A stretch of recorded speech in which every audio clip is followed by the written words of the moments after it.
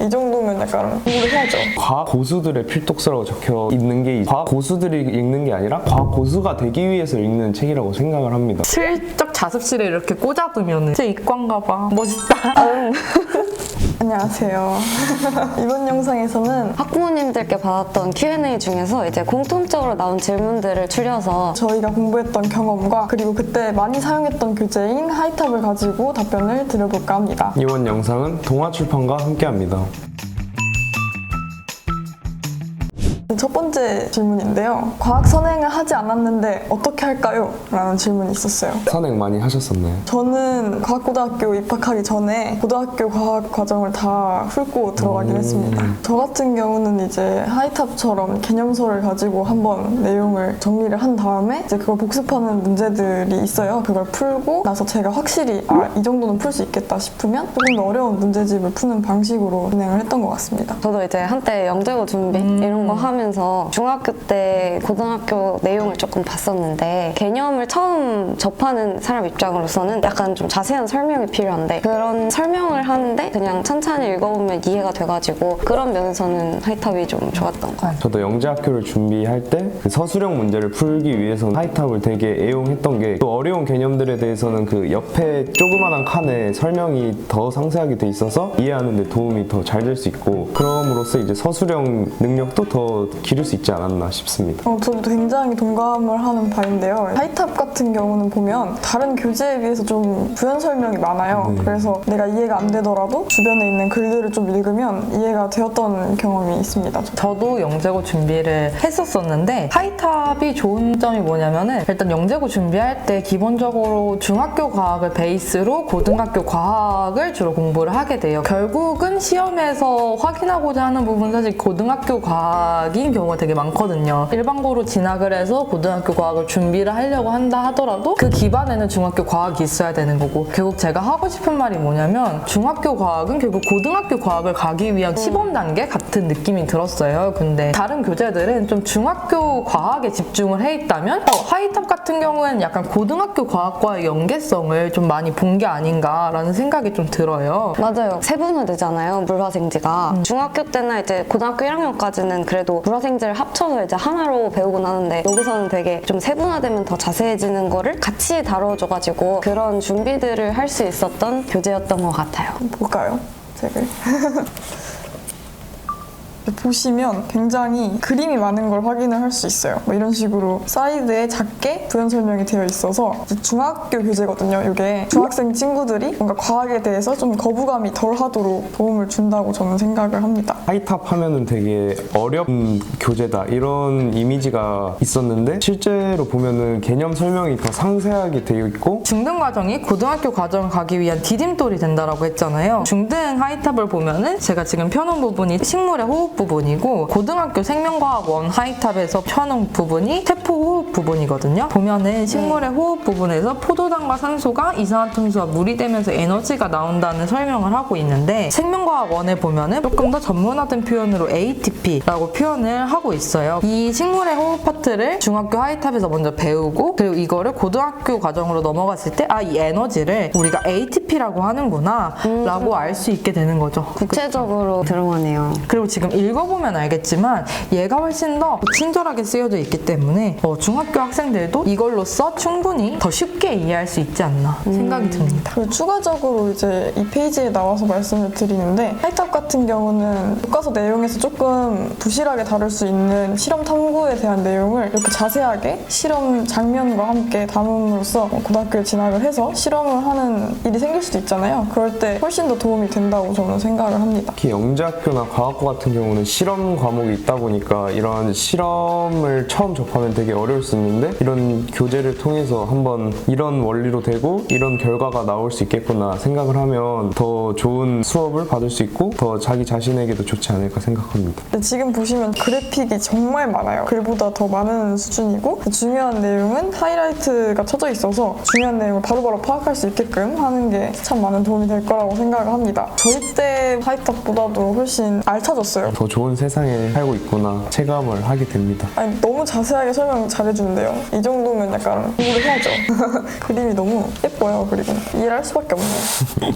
두 번째 Q&A 질문은 과고 영재고 입시 준비를 어떻게 해야 될까? 혹시 과고 입시 어떻게 준비하셨나요? 저 같은 경우는 과학고니까 이제 면접을 봤는데 그 면접에서 아무래도 중학교 내용을 바탕으로 뭔가 발전된 것이 나올 확률이 높겠다라는 생각을 해서 중학교 개념을 싹 훑었던 것 같습니다.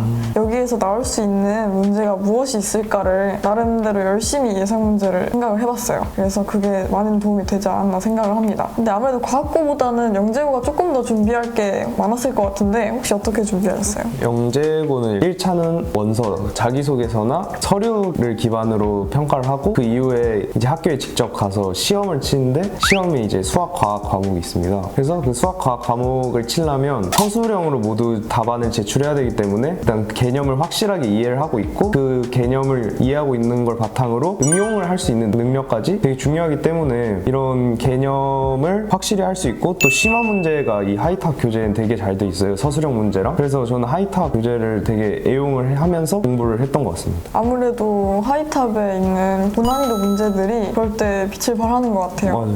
이걸 한번 보여줄까요?